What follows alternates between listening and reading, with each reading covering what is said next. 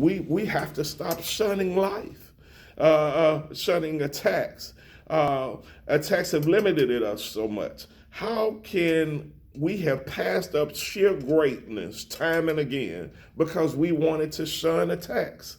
How can one fail to pursue or even shun some blessings because persecutions come with those blessings? On the other side of most of your attacks are tremendous blessings that we never get to see nor experience because the attacks have caused us to retreat or to shrink. I heard a story about a young lady that told her folks, and she said, "I'm looking for Andy." That started upstairs. That started upstairs in the attic, and then they came into her one of the bedrooms, and then she went into her dad's man cave, and she said, "I'm still looking for Andy." So everybody was hearing like, "Who is this Andy she's talking about?" Because she's a very young lady. And then her dad got mad. "Who is this Andy you talking about? Better not be no Andy in this house." So she went downstairs to the kitchen and said, "I'm looking for Andy."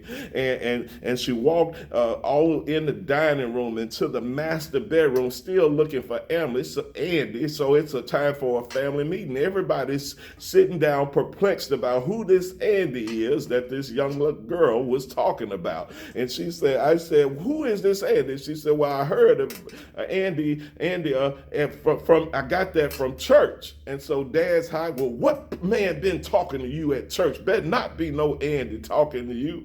She said, "Well, they were talking and they were singing and they say, 'Andy walks with me, Andy talks with me, Andy tells me that I'm his own.'" He said, "Girl, that ain't no Andy. We were talking about Jesus in that song." And I submit to you, child of God, that some of us, just like this young lady, we've had that Andy, that same person that's walked with us, that same person that's talked with us, that same person that told us that we were his own in the midst of some of the most trying times in our lives. I'm speaking this word of uplift. As strange as it seems, you're going to get some attacks. As strange as it may seem, some people won't like you. As strange as it may seem, you're going to give them the better and they're going to give you back some bitter. As strange as it may seem, they'll turn your goodness and give evil back to you. I'm telling you that we need to be a mature army, and as a mature army, you are always on assignment. That's why the Bible says, "Be sober, be lucid, be vigilant. For your adversary, the devil, goeth to seeking whom he may devour." Folks, I'm speaking this to you. Stop crying, stop fretting, stop biting your spiritual fingernails. Attacks are going to come. Folks, when you want to do a great endeavor, you need to go and do some calculations. You need to measure what needs to be done to make this destiny move that you had. And then you have to assess what attacks you're going to have in the middle of that destiny move. You need to stop expecting every day to be Sunday. That's how we got weighed off in the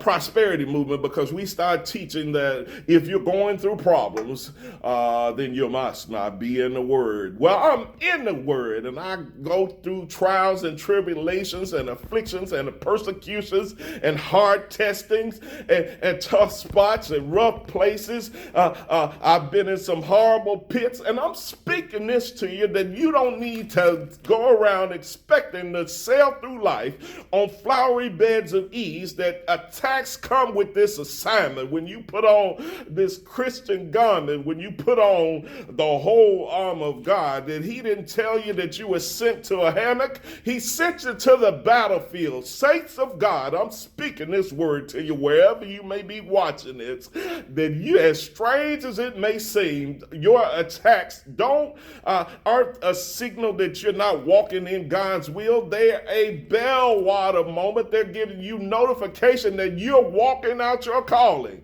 Yes, when they lie on you, you're walking out your calling. Yes, when they're plotting on you, you're walking out your calling. And folks, you don't think that the enemy is going to come after you. You got talked to some folks the other day at church, and a couple have gotten a new car, and right behind the new car comes a brand new attack. Right behind your promotion comes an attack from the enemy. Do you think the enemy is going to concede and stay off of you for a season? He's constantly coming after you. He's always on his mission to steal, to kill, and to destroy. Preach, Steve. I just did. I'm speaking this word to you, child of God, that you need to stop being surprised when the enemy comes your way.